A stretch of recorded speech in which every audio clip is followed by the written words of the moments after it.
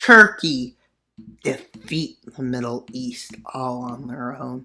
Hi guys, welcome to today's video. In today's video, we'll look at a scenario in which Turkey goes to war with the Middle East.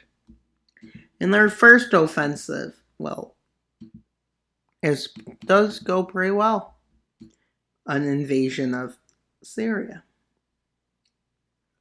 which goes really well, along with an invasion of northern Iraq, and the creation of an area to move Iran's forces here.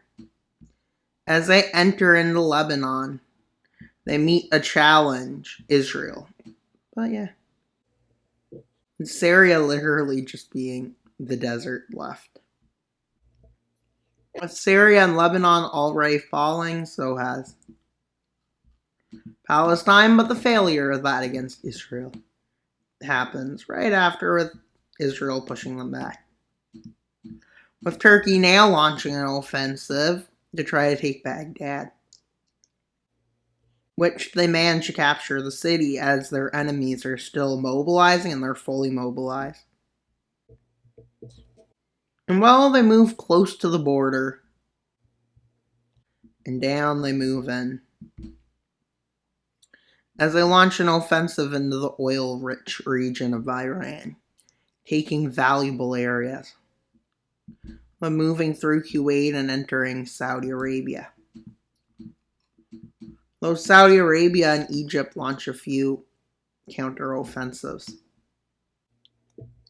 But in Iran, protests lead to unrest, which leads to a high rate of desertion, which leads to a coup, which quickly takes the northern part of Iran over by storm. And after this, they take this part of it over, the rebels. With Iran struggling with rebels, Turkey decides to capture what they want. These rebels, so they capture these lands. With this leads to Iran having to drop out of this war. And it's not like this is unseeable. With the rebels quickly moving to capture the Caspian Sea and moving in. With the rebels capturing broad areas. And they move towards where Turkish occupation is. And quickly, this is the front line.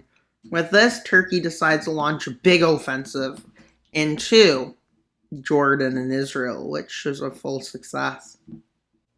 With Israel moving its troops into Saudi Arabia or Egypt. And they move in and they take over the Sinai Peninsula. With this, Turkey has a chance. With Turkey moving in and starting to capture lands. And while Iran eventually collapses to the rebels. And the rebels may or may not take over some of the land. But this didn't cause a problem. And Egypt's collapse is inevitable. Saudi Arabia is fully mobilized now and is starting to move its army. With them crossing into here.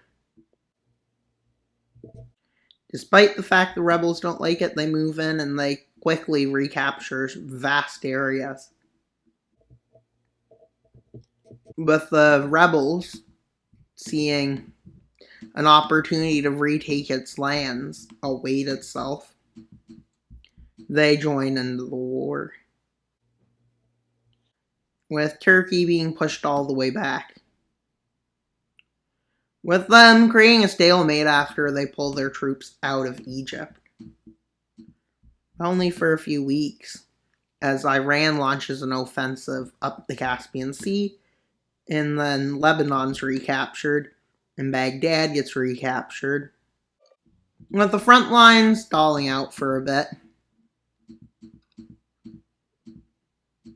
But seeing a unique opportunity, Kurdish rebels rise up, which eventually leave the front line looking like this. which leads to an immediate withdrawal of some of the lands, with these Kurdish rebels taking the opportunity and moving into some, with Iran forced back. Not Iran, Turkey. Anti-government, anti-war protests lead to a march which captures Istanbul.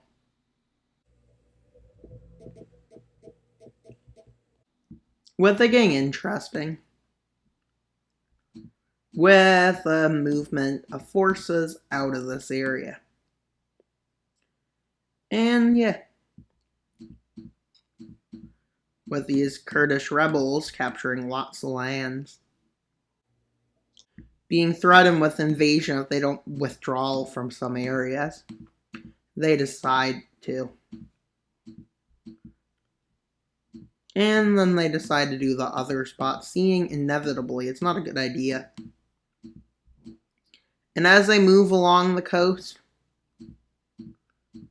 these Turkish rebels capture this chunk of the coast, and they move right to Ankara, where they take the capital and liberate themselves. They sign a peace treaty. The troops agree to withdraw for now. And then there's a demand made that somewhat of a Kurdish state must exist. So let's see the peace treaty. Absolutely humiliated, with them having to withdraw and create a Kurdish state, and they have to withdraw to allow an occupation zone to be created in southern Turkey. And well, that's pretty much all for today's video. Please like, subscribe, and comment. Wild Mapper out, and on to subscribe.